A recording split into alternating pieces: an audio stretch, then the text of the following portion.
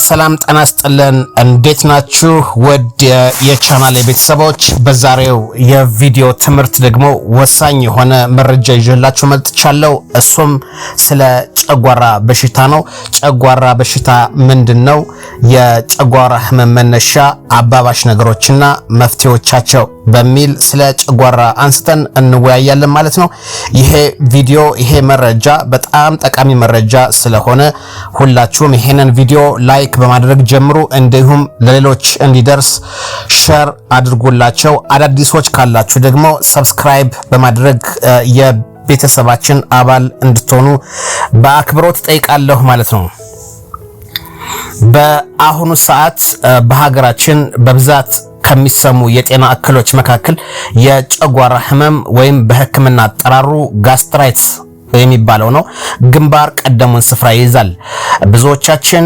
ጨጓራዬን አመመኝ እንላለን እንጂ በትክክል ለበሽታው ይዳረገን ምን እንደሆነና እንዴት ልንታከመው እንደምንችል በቂ ግንዛቤ የለንም ዛሬ በዚህ ቪዲዮ ለጨጓራ በሽታ መያዝ ዋና ምክንያቶቹ ምንድናቸው ህመሙን የሚያባብሱት ነገሮችስ እና መፍትሄዎችስ ምንድናቸው የሚሉትን ወሳኝ ነጥቦች በዝርዝር እንመለከታለን የጨጓራ በሽታ ማለት የጨጓራችን የውስጠኛው ሽፋን ሲቆጣ ሲቆስል ወይም ሲያብጥ የሚፈጠር ህመም ነው ለዚህ በሽታ እንድንያዝ ምክንያት የሚሆኑት ዋና ነገሮች የሚከተሉት ናቸው አንደኛ የኤች ፒሎሪ ባክቴሪያ ኢንፌክሽን ይህ ለጨጓራ ቁስለትና መቆጣት ትልቁና ዋናው ምክንያት ነው ባክቴሪያው ባልተደባለቀ ውሃ ንጽህናውን ባልጠበቀ ምግብና እጅን በደንብ ባለመታጠብ ወደ ጨጓራችን ሊገባ ይችላል ሁለተኛ የህመም ማስታገሻ መድኃኒቶችን አብዝቶ መውሰድ እንደ ዳይክሎፊናክ አስፕሪን ያሉ የህመም ማስታገሻዎችን ያለ ዶክተር ትዕዛዝ ለረጅም ጊዜ መውሰድ የጨጓራ መከላከያ ሽፋንን ያሳሳሉ ሶስተኛ ከፍተኛ የአእምሮ ጭንቀት ከልክ ያለፈ ጭንቀት ውጥረት እና እንቅልፍ ማጣት በሰውነታችን ውስጥ የሆርሞን መዛባት ፈጥረው ጨጓራ ከመጠን በላይ አሲድ እንዲያመርት ያደርጉታል አራተኛ የእድሜ መግፋት እድሜ እየጨመረ ሲሄድ የጨጓራ ሽፋን የመሳሳትና ለኢንፌክሽኖች የመጋለጥ እድሉ እየጨመረ ይመጣል እኔ በጣም የሚገርማችሁ ነገር እጅግ በጣም ከባድ ጨጓራ ነው የነበረብኝ የኔ ጨጓራ ደግሞ ማቃጠል ምናምን ሳይሆን ምግብ በልቼ ከጨረስኩ በኋላ ለምሳሌ እንደ ጭስ ሎሽን ሳሙና ሽቶ እንደዚህ አይነት ነገሮች ከሸተቱኝ ወይ ደግሞ ጨው የበዛባቸው ምግቦችን ከበላው ወይ ደግሞ ቃሪያ ካበዛው ስኳር የበዛበት ቡና ከጠጣው የበላውት ሁሉ እንዳለ ይወጣል ማለት ነው ይህ ደግሞ እጅግ በጣም ከባድ ጨጓራ ነው ነገር ግን ይሄንን ጨጓራ ራሴ ማከም ነበረብኝና አስቆምኩት አሁን ወደ 7 አመት ይሆነኛል ጨጓራ በሽታ ራሱ የት እንዳለ ራሱን ያላቆም ጨጓራ በሽታን በብዛት ምታክሙት ራሳችሁ ናችሁ አንደኛ የሚጠላባችሁን ነገር ማወቅና ከሱ መራቅ ነው ለምሳሌ ቡና የሚያስነሳባችሁ ሰዎች ካላችሁ እሱም መተው ነው በምግብ ሰዓት መዛባትም ይመጣል የጨጓራ በሽታ ከልክ በላይ መመገብም እንደዚህ ጥሩ አይደለም በረሃብም ጨጓራ ይመጣል ማለት ነው ስለዚህ ጨጓራችሁ የሚፈጨው ነገር ሲያጣ እርስ በራሱ መፋጨት ይጀምራል ማለት ነው ስለዚህ ረሃብ በተለይ በጣም ከባድ ነው በረሃብ የሚመጣ ጨጓራ በጣም ከባድ ነው ማለት ነው ምግብ ካልሰጣችሁት የሚፈጨው ነገር ስለሚያጣ ጨጓራችሁ እርስ በራሱ የመፋጨት እድል ይኖረዋል ማለት ነው ይሄ ደግሞ የጨጓራ ግርግዳን ይጎዳል ማለት ነው ስለ ኮካ በተመለከተ በባለፈው ብዙ ነገር ነግሬያችኋለሁ ኮካ የምትጠጡ ሰዎች ብዙ ነገር ተጋላጭ ነው የምትሆኑት አንደኛ ኮካ የሰውነት አጥንት እንደሚያሳሳ የአእምሮ ኃይል እንደሚያዳክምና ሌሎችንም በስፋት ዘርዝሬላችኋለሁ ማለት ነው ስለዚህ በተለይ ኮካ የምትጠጡ ሰዎች መታቀብ አለባችሁ ጤናችሁ የምትፈልጉት ከሆነ ማለት ነው ማጨስም እንደዚሁ ለጨጓራ ተጠያቂ በጣም ከፍተኛውን አስተዋጽኦ ያደርጋል ማለት ነው። አሁን ደግሞ የጨጓራ በሽታ ምልክቶችና የጨጓራ በሽታ እንዳሉብን የምናውቅባቸው ነገሮችን ዘረዝርላችኋለሁ ማለት ነው። አንደኛ የመጀመሪያው ምልክት ቶሎ መግሳት ነው። ጨጓራ በሽታ ያለባቸው ሰዎች ቶሎ ያገሳሉ። ይሄ ምልክት የጨጓራ በሽታ እንዳለብን የሚጠቁሙ ናቸው። ሁለተኛው ምልክት የሆድ መነፋትና ምቾት አለመሰማት ነው። ብዙ ጊዜ ምቾት አለመሰማት ምግብ ከበላን በኋላም ሊሆን ይችላል ማለት ነው። ሶስተኛ የምግብ አለመፈጨት ነው። ምግብ ከበላን በኋላ በሆዳችን ውስጥ ምግብ መቆየት አለመፈጨት ነው። አራተኛ የእጅ የጀርባና የእግር ትኩሳት ካለ የጨጓራ በሽታ ተጋላጭ መሆናችንን የሚጠቁም ነው።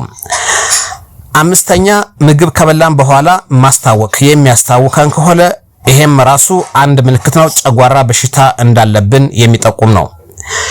ስድስተኛ ደም የተቀላቀለ ትውኪያ ካለ በተለይ ይህ ደረጃ ላይ ከደረሳችሁ በአስቸኳይ በሐኪም መታየት ያስፈልጋል ማለት ነው። እነዚህ እንግዲህ ዋና ምልክቶች ናቸው። ከነዚህ ምልክቶች የሚታዩባችሁ ከሆነ የጨጓራ በሽታ እንዳሉባችሁ የሚጠቁሙ ናቸው። አሁን ደግሞ የጨጓራ በሽታን የሚያባብሱ ነገሮችን እናያለን ማለት ነው። በሽታው አስቀድሞ ያለባቸው ሰዎች ወይም ተጋላጭነት ያላቸው ግለሰቦች የሚከተሉትን ነገሮች ካላስወገዱ ህመሙ በከፍተኛ ሁኔታ ይባባሳል። አንደኛ ቅመምና ቃሪያ የበዛባቸው ምግቦች፣ የሚለበልቡ በበርበሬና በቅመም የደመቁ ምግቦች የቆሰለውን የጨጓራ ሽፋን ይበልጥ ያቆስሉታል። ጨጓራ ካለባችሁ እንደዚህ ቅመምና ቃሪያ የበዛባቸውን ምግቦች መመገብ የለባችሁም። ሁለተኛ አልኮል እና ሲጋራ ማጨስ። አልኮል የጨጓራን ሽፋን ያቃጥላል። ሲጋራ ደግሞ ጨጓራ ራሱን በራሱ የመፈወስ አቅሙን ያዳክማል። ስለዚህ አልኮልና ሲጋራ ማጨስ የሚያባብሱ ናቸው። ሶስተኛ ካፌን ያላቸው መጠጦች እንደ ቡና፣ ሻይና የታሸጉ ለስላሳ መጠጦችን በተለይ ኮካ የጨጓራን አሲድ ምርትን ስለሚጨምር ህመሙን የበለጠ ይቀሰቅሳል ማለት ነው። አራተኛ የምግብ ሰዓት አለመጠበቅ፣ የምግብ ሰዓት ማዛባት፣ በረሃ መቆየት። ጨጓራ ባዶ በሚሆንበት ጊዜ የሚመረተው አሲድ የጨጓራን ግድግዳ በቀጥታ ስለሚያገኘው ከፍተኛ የማቃጠል ስሜት ይፈጥራል። አምስተኛ ቅባት የበዛባቸውና የተጠበሱ ምግቦች። እነዚህ ምግቦች ለመፈጨት ረጅም ጊዜ ስለሚወስዱ ጨጓራ ስራ እንዲበዛበትና አሲድ እንዲጨምር ያደርጋሉ። አሁን ደግሞ የጨጓራ በሽታ ህክምናዎችና መፍትሄዎችን እናያለን ማለት ነው። ታዲያ የጨጓራ ህመም እንዴት ማከም ይቻላል? ህክምናው እንደ በሽታው መነሻ ምክንያት ይለያያል። ነገር ግን በዋነኝነት በሁለት መንገድ ማከም ይቻላል። አንደኛ በመጀመሪያ ደረጃ ወደ ህክምና ተቋም በመሄድ የደም ወይም የሰገራ ምርመራ በማድረግ መንስኤውን ማወቅ ያስፈልጋል። የጸረ ባክቴሪያ መድኃኒቶችን ወይም አንቲባዮቲክ ህመሙ በኤች ፒሎሪ ባክቴሪያ የመጣ ከሆነ ዶክተሮች ባክቴሪያውን የሚያጠፉ መድኃኒቶችን ያዛሉ። የአሲድ መጠን የሚቀንሱ መድኃኒቶችን አንቲ አሲድስ እንደ ኦሜፕራዞል ያሉ የጨጓራ አሲድ ምርትን የሚቀንሱ መድኃኒቶች ጨጓራውን እንዲያገግም ጊዜ ይሰጡታል። የምግብን ሰዓት ማስተካከል፣ ይሄም ሌላው መፍትሄ ነው። በአንድ ጊዜ ብዙ ምግብ ከመመገብ መጠኑን ቀንሶ በየመሃሉ ሰዓት ጠብቆ በቀን 2 እና 3 ጊዜ ብቻ መመገብ ይመረጣል። ሌላው የሚስማሙ ምግቦችን መምረጥ፣ ለስላሳ ምግቦች አጃ፣ ሙዝ፣ የተቀላቀለ ድንችና እንደ ጎመን ያሉ አትክልቶችን ለጨጓራ ተስማሚ ናቸው። ሌላው ጭንቀትን መቀነስ ነው። በቂ እንቅልፍ መተኛት፣ አካል ብቃት እንቅስቃሴ ማድረግና አእምሮን ማዝናናት ጨጓራን ጤናማ እንዲሆን ይረዳል። የጨጓራ ህመም በአግባቡ ካልተያዘ የአመጋገብ ስርዓታችንን ካላስተካከልን በቀላሉ ሊድን የሚችል በሽታ ነው። ማለት የጨጓራ ህመም በአግባቡ ከተያዘና የአመጋገብ ስርዓታችንን ካስተካከልን በቀላሉ ሊድን የሚችል በሽታ ነው። ነገር ግን ችላ ካልነው ወደ ከፋ የውስጥ ደም መፍሰስና ቁስለት ሊያመራ ስለሚችል ጥንቃቄ ማድረግ ያስፈልጋል። ጤናችሁ በእጃችሁ ነው። ስለተከታተላችሁን እጅግ አድርጌ አመሰግናለሁ። ለዛሬ የነበረን መረጃ ስለ ጨጓራ ይሄንን ይመስላል ማለት ነው። ይሄንን መረጃ ለሌሎች እንዲደርስ ቪዲዮን ላይክ እና ሼር ማድረጋችሁን አትርሱ። ለቻናላችን አዲስ ከሆናችሁ ደግሞ ጠቃሚ የጤና መረጃዎች ሁሉ ጊዜ እንዲደርሷችሁ ሰብስክራይብ ያድርጉ። ጤና ይስጥልን። በሚቀጥለው ቪዲዮ እስከምንገናኝ ሰላም ቆዩ።